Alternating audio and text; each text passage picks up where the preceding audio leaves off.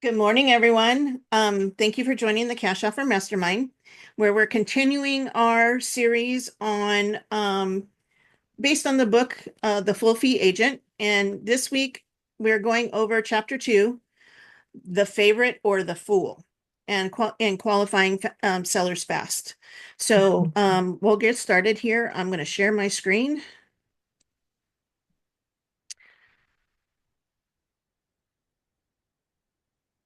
So everybody see my screen? Yes. Okay, awesome. Um, So last week, little recap, we started with chapter 1 with the tactical empathy on picking up on sellers' emotions that may be hindering them. Um, and we're getting to the root of why they're selling, um, and how to change our conversation from being professional, I guess, and blunt to being more empathetic, to actually getting to the bottom of what's going on with them and how they're feeling, especially dealing with the distressed properties, pre-foreclosures, and probates. So that was one of the things that we covered. And if you missed it, the recording is in the Alliance group. And for you outside agents that are not with EXP, let me know and I will get you the link to the playlist Yes, because it's please. not public. Okay. Um, all right.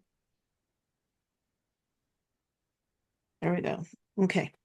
So why does figuring out whether you're their favorite or the fool as presented by Chris Voss and Steve Schul?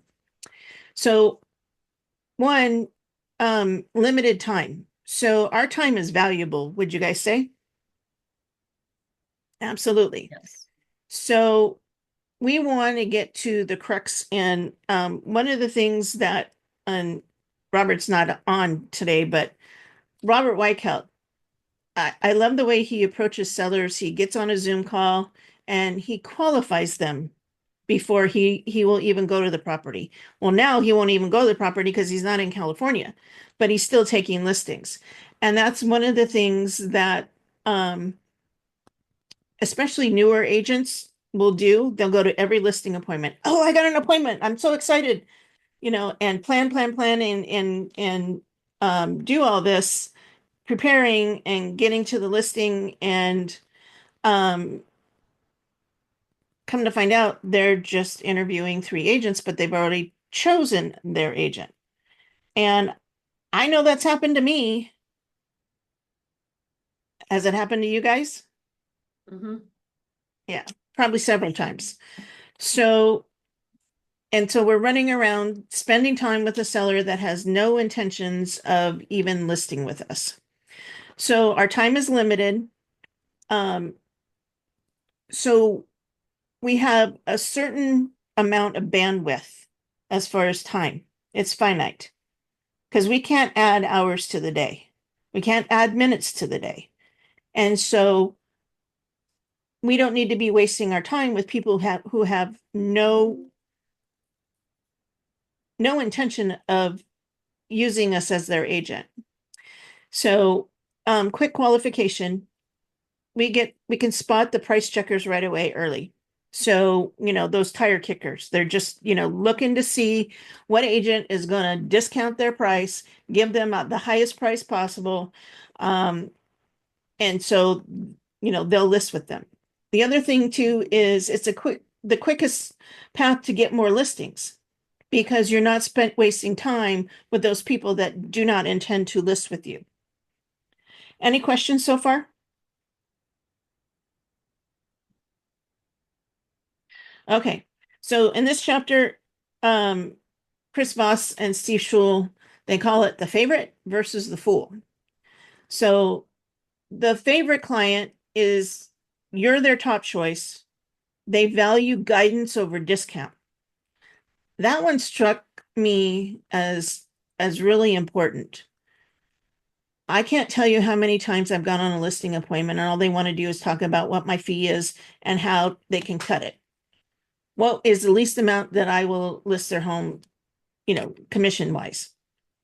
And I knew before I was strong enough and or not desperate to get the listing, because mind you, we go through a desperate phase. All of us do when we're starting in business. We want that business, and we're afraid that if we don't cut our commissions, basically we're going to lose the deal.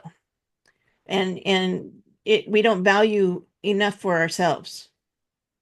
So we need to spot those clients. Um, we're looking for the seller that wants a partnership and wants to rely on our expertise and knowing the market as a realtor to get the selling process done.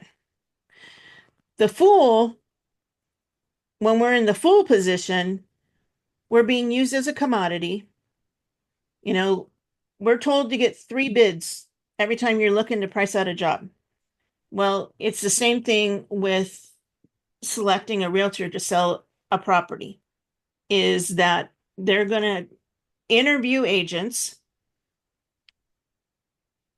and you go in and do your presentation and they tell you that they need to think about it. You think you've done a great job, bang up job. There should be no reason, but there's one thing is they won't sign before you leave. And if you've been through Mike Ferry or Tom Ferry, you never leave the appointment without getting the listing signed, whether you're the first or the middle or the last.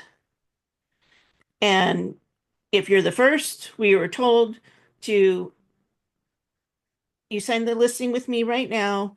I will call the other agents and let them know that you made your choice. The same with the last one. I'll give them, you sign with me right now, and I will call the agents for you because sellers don't like to be confrontational. They don't want to let people down. If any of you been in the business long enough and heard that training, it's the same thing. Even with Brian Buffini, it's the same thing. Most of the trainers teach you the same thing. Do not leave that appointment without a signed contract. So when we're doing that, we are the fool, according to Chris Voss and um, Steve Scholl. So, and they have a saying: it's not a sin to lose business; it's a sin to take a long time to lose business. So when we're going on those appointments, it could be 1 to 2 hours that we're sitting in front of a seller and we think we got it, we got a good rapport going and all of this, and we walk out without that listing and the phone rings the next day and it's them. It's like, oh, I got the listing, only for them to tell you that they listed with somebody else. Well, my bubbles burst and I'm pissed off for the rest of the day, maybe even 2 days because I didn't get that listing. How many of us have been there? Yeah, uh, we've all been there, and it's not a fun place to be. So, how do we spot the difference? Well, there's 7 green light favorite signals. One, they contacted you directly. And when you ask them why, and I have some questions, a script that you can ask them. But basically, it's why why did you call me? What specifically led you to give me a call? So we're looking for that answer. Um, Timeline. They volunteer personally their timeline and their hurdles without you even asking. I've had sellers call me and say, we're up against a deadline. We need to sell. How can you help me? I've had that in the past. And usually it's coming from a referral. That's why your sphere of influence, Lawrence, is is a great marketing tool because you're going to get that direct contact from that seller versus cold calling. You called them. So this type of prospecting or this type of it could work. You just got to kind of maneuver it, but tactical empathy um, initially won't work when you're trying to figure out if you're their favorite or the fool. They seek advice. They want your opinion. And you gotta, this is a very fine line because if they want your opinion on price and what they should list it for, you need to show them the data and let them make the choice on listing the property. Because if you choose the price and it goes wrong, you're the bad guy. And chances are, if it didn't sell because of a price that you chose, you're not going to retain that listing. Responsive. They provide documents and photos promptly when you request them. So, like we're working with the cash offers, we're working with these leads. Um, and like Rachel, we're in the seller program, seller source program with Zudilio. Um, I know that the probate leads are cold leads. This is something that they got from the probate source, directly from the courthouse or some other source. But these people never reached out and wanted home value or cash offer. Now, the likely sellers did, and the partner turndowns did, but the probates did not. So keep that in mind. 7 red flags for fool cues. They're shopping around. We're interviewing 3 agents for the best deal. You know, you're not their favorite.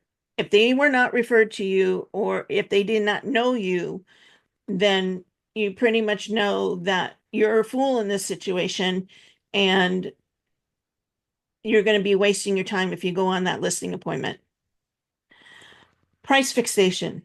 They demand price before any meaningful dialogue about the needs. So what is the seller needs? What do you need? How soon do you need this to happen? That type of thing. Vague timeline. No clear urgency or concrete timeline for selling. So basically, I've been saying this for quite a while, is you need to find the have to seller versus the want to seller. And it happens in every market when the prices increase, they want top of the market. So these people are thinking, well, if I get my price, I'll cash out. We really don't want those sellers because they're not reasonable. That's not to say that some of them aren't reasonable, but most of the time they're not reasonable. And we're spending our time and our resources.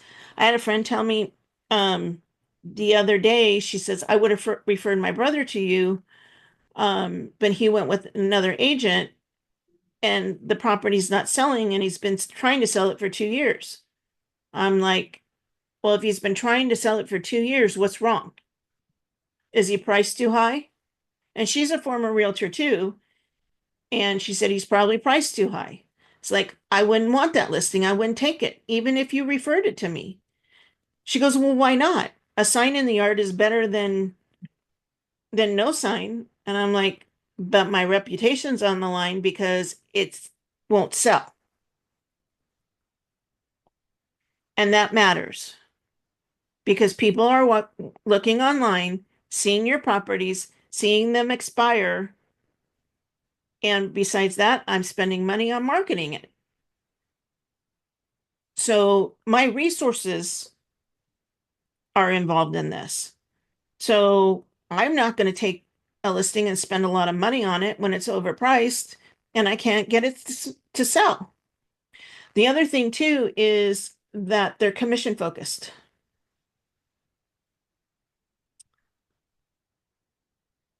All they want to talk about is commission. That's the first thing. What's your fee?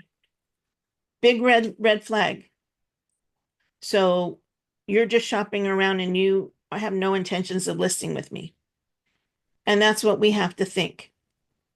When we get that seller on the phone, these are the initial conversations we need to have before we spend the time researching the property, doing the CMA, getting our listing presentation together, and going out to the property. So here's the questions that we should be asking. Initially, why did you reach out to me specifically?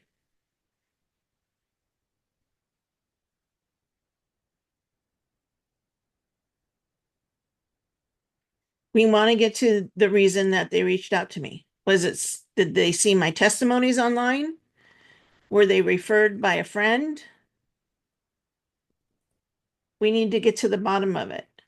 The decision process. How will you decide the best path forward? If they say based on price and commission, there's your red flag. If they're looking for, marketing strategy, how to get it sold in their timeline, those type of things, then that's something to move forward with that seller. Value properties.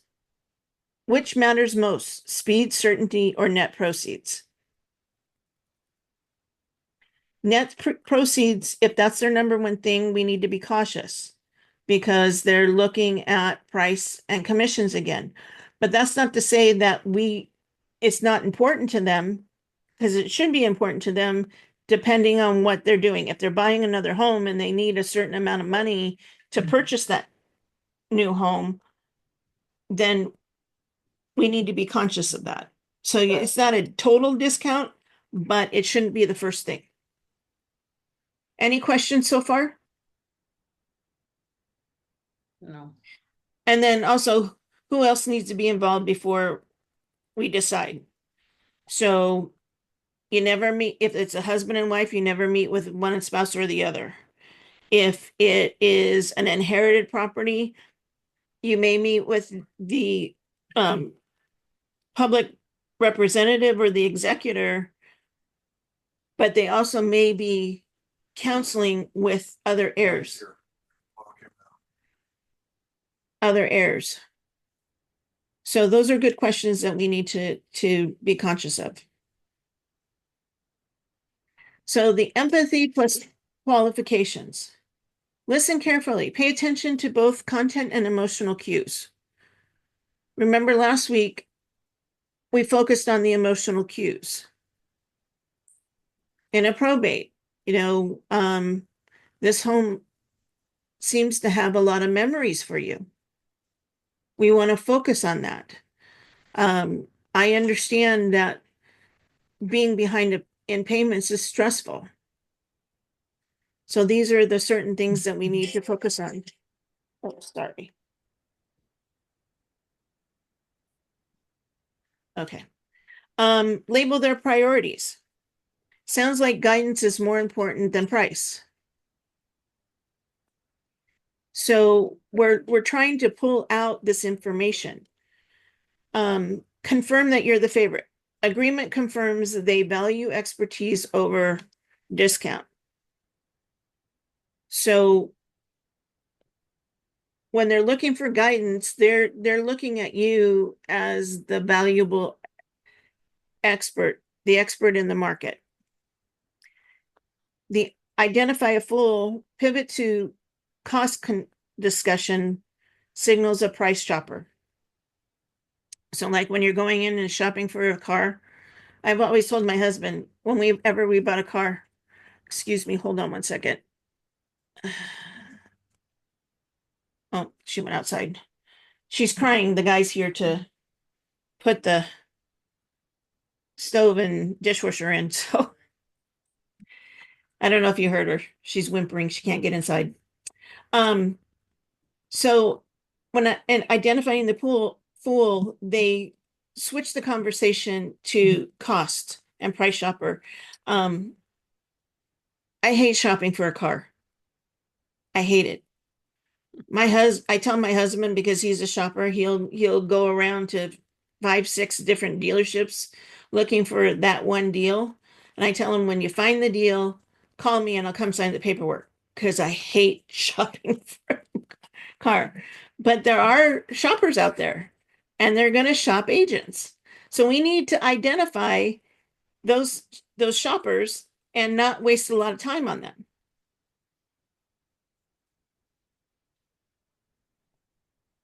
Okay, I'm having technical difficulties. So when you find those fools that you're the fool, you identify that you're the fool. Here's a great exit script. It leaves the door open. Sounds like you have several good options lined up. If certainty or expert guidance becomes the priority, feel free to reach out. I'll be here to help. What do you guys think of that? I like it.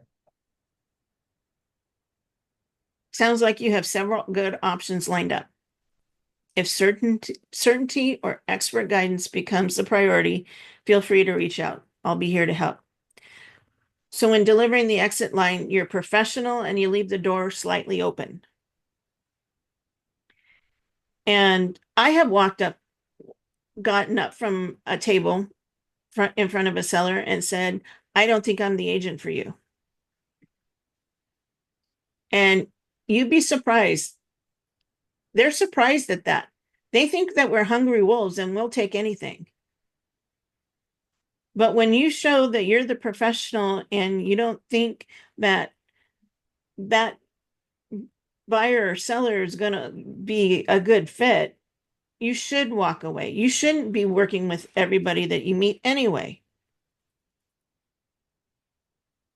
One time I had a referral of a buyer and they wanted to lowball everything when they were an FHA buyer in a hot market and needed closing costs.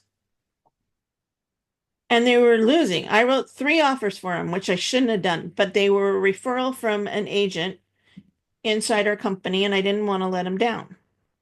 Finally, I went to the agent and I said, I can't do this anymore. They're not listening to me. I don't have time to be running these people around for them to lowball offers. And she said she understood. So they called me to write an offer on a property I just showed them, and they were going to lowball it again. I said, I can't do it. I think you need to go find another agent who's willing to work for you in the way you want to work. But I am not. My job is to get you the property that you want. In this market, you're hindered by your first time buyers. You need closing costs and you're just not offering enough to be competitive with the other buyers. You're going to lose every single time. And they were shocked that I fired them. But I am the CEO of my company, my business, and they're wasting my time when I could be going out and getting a seller that's willing to work for me and listen to my counsel. I think that's one reason why I like working with distressed property owners and probates is because they're so thankful for my help. They're very appreciative. I know, Lawrence, you work with a lot of probate sellers too. Yeah, I do. And I was going to say, I mean, it seems like they're more open to listen than, your average typical seller. And they're more like you said, I think they're more thankful that you're Mhm. there to guide them every step of the way during that process. Right. Especially when it's in probate. It's a little bit more of a different beast at that point because you're dealing Yeah. with people's emotions and stuff too. So Yeah. So is some people who are in foreclosure. Same thing. yeah, But foreclosures. also, so is the desperate expired listing. You have those where they're up against the clock. They need to be in another state because they had got it, they're starting a new job and their home's not selling. So they may have hired an agent who discounted everything and didn't get their home sold, because a lot of times it isn't the price that doesn't get the home sold, it's the marketing. Where are the eyeballs falling? They're not falling on that property. It's not being marketed correctly. And I've seen it where there's no description, there's one picture in the MLS. How are you going to sell a property like that in today's world? You're not. You need to have photos, professionally done photos or well taken photos. I know we can take photos with our iPhones, and they're pretty good photos if you have the inkling of a photographer. And then writing that description. And now we have ChatGPT to write our descriptions. How many of you using ChatGPT to write your listing prescriptions? Yeah. And you know, we need to be doing that, because when they're landing on these pages and these different portals, SEO matters. So it's that keyword search as well. So it's really important. So when you're delivering that exit line, be professional and leave the door open slightly. Pause, don't fill the gap, let them respond first. Because you're going to take them by surprise when you say things like this. And then move forward. Either they'll pivot, or you'll preserve your time. Is this good so far? Oh, yeah. Yeah. So integrating the cash offer pipeline. So with your favorites, well, either the favorite or the fool, I'm going to present a cash offer to them.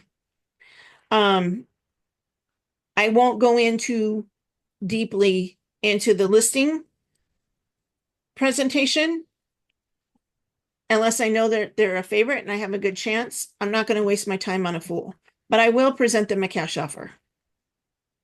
And there's a way of, like in the Zoodealio platform, of putting the listing card in there, that if you were to list next to the I'll show you, next to the cash offers. Can you see my Zoodealio screen? Yes. Okay. Yep. All right. So we'll go in this guy.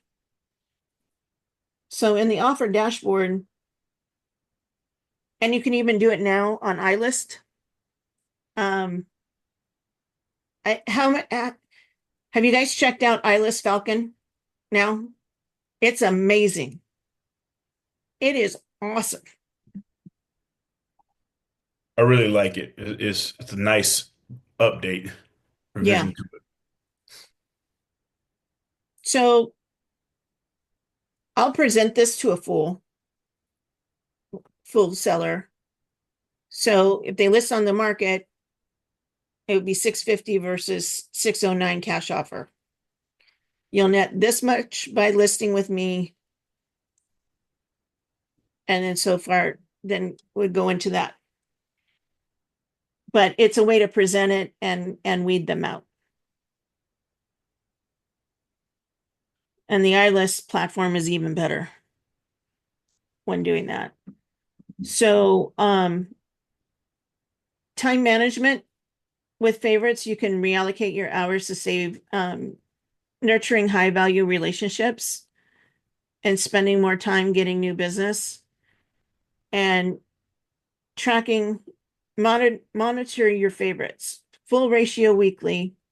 Target should be greater than 70% of your favorites is what you're spending time on. You're still going to have a little bit of time that you're spending with full sellers,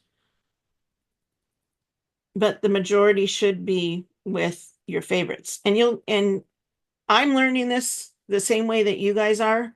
So over time, we'll get better. So the 7-day plan, add 5-question script to CRM. audit the last 10 leads, tag favorite or fool on the people that you've talked to. Draft an exit email for your fools. Role play, and I forgot to take that out, but find a role play partner. Report percentage of favorites at next meeting. So let's see how we do in the next week. There is a handout. You can scan this QR code and there's some questions. Let me pull it up.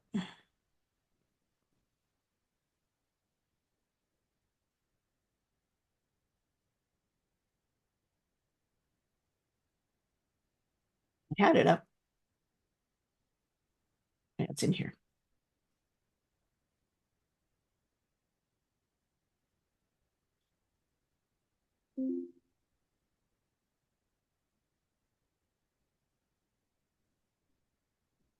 Wrong. Sorry, guys. I accidentally closed it.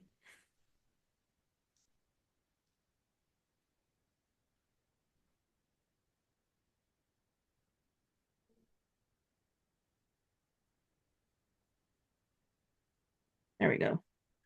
So here's the 5 questions that we ask. Why did you reach out to me specifically? How will you decide the best path forward? Which matters most, speed, certainty, or net proceeds? Who else is involved? And if we nail a solution, what does the next 30 days look like? So you're kind of, trying to pin them down into um, their timeline, where they're ready to get on the market or if it's going to be a while. Clear, committed answers is 1 point each. So 4 to 5, if they answer 4 to 5 directly out of those questions, they're a favorite. If it's 0 to 2, they're a fool and gracefully exit. 3 points, probe deeper and use additional empathy labels. Green light, favorite signals, contacted you first, states why, shares personal goals and timelines, provides docs, photos quickly, invites advice, question, what would you do? Schedules full appointment with all decision makers. So everybody's at the table. Positive to full fee explanation, uses inclusive language when we list. So, which indicates that we're all working as a team. So the red flags, just comparing quotes, commissions, demand price before dialogue, vague, no urgency, stalls on paperwork, focus on discount, the decision maker is absent, ghosts after receiving info. You don't hear from them again. Tactical empathy phrases, quick use labels, sounds like timing feels tight, seems repairs are weighing on you. It looks like certainty matters more than top dollar. A calibrated follow-up. How would a cash offer option change things? And then the exit script. It sounds like you have several options lined up. If certainty or expert guidance becomes the priority, feel free to reach back. I'll be here to help. So that's the handout. And then also I have a spreadsheet that you can keep track, a tracker. So to get that link, you just scan that QR code. If you want to meet with me, there's a QR code to schedule a time. And that's it. And Lawrence, it's the full fee agent book that we're going over by Chris Voss and Steve Scholl. Okay, yeah, that's what I was getting. I'm trying to scan the QR code. Oh, there it is. Okay, got it. So any questions? What did you guys think? I really like it, but I'm outside your guys's EXP. Is there a way I can get the past two recordings? Yeah, Okay. yeah. I will email you the playlist. Okay, perfect. And then Lawrence, I can't find where I wrote down the link for your thing on Thursdays. Oh, for the sphere of influence? Yeah. This ties in huge with I know, Kathy. yeah, I really want So, to jump in on that. Because is that still Thursdays at 2? are you on the East Coast? Yes. Yeah, it's 2 o'clock. Yeah, I'm the one that's in Michigan, just down from Pontiac. Yeah, I remember. Okay, okay. Yeah, I was just trying to remember the time zone. I haven't been Yep, back I'm home. Eastern. Yeah, yeah, it's at 2 o'clock. So every Thursday, and it's here, let me see if I can put it in the chat real quick, if you don't mind, Kathy. Okay. Yeah, please. And what I was going over a couple weeks ago on that sphere of influence is basically kind of what Kathy was saying is no, we grade our sphere. So when I say we give them grades, we give them A's, B's, and C's. Your A's are the top people that's going to refer you out, continue to use you, like all your posts, push out your posts, and really make sure that you're out there and advocating for you. There you go. Right there's in the chat. And that's every Thursday, 11 a.m. Pacific Standard Time, 2 p.m. Eastern. And I got that in there for you. But we were covering that like, hey, we need to really hone in on our A's in our sphere. And what I did was show people how to take all the contacts out of your phone and drop them in an Excel spreadsheet and give them all grades. Who's a A? Who's a B? Who's a C? Who's a D? If you're a D, they should be in your phone. You shouldn't waste your time with them at all at this point. Mhm. Yeah, yeah. I know. I keep wanting to attend your mastermind, but um I've been iList is at the same I time. know it's at the same time. I know. And with the new stuff, it's like, oh, I gotta be. Yeah. Yeah, exactly. I know, and I'm missing it too. But I mean, he has recorded, so I Yeah. go back and try to catch everything I can possibly. But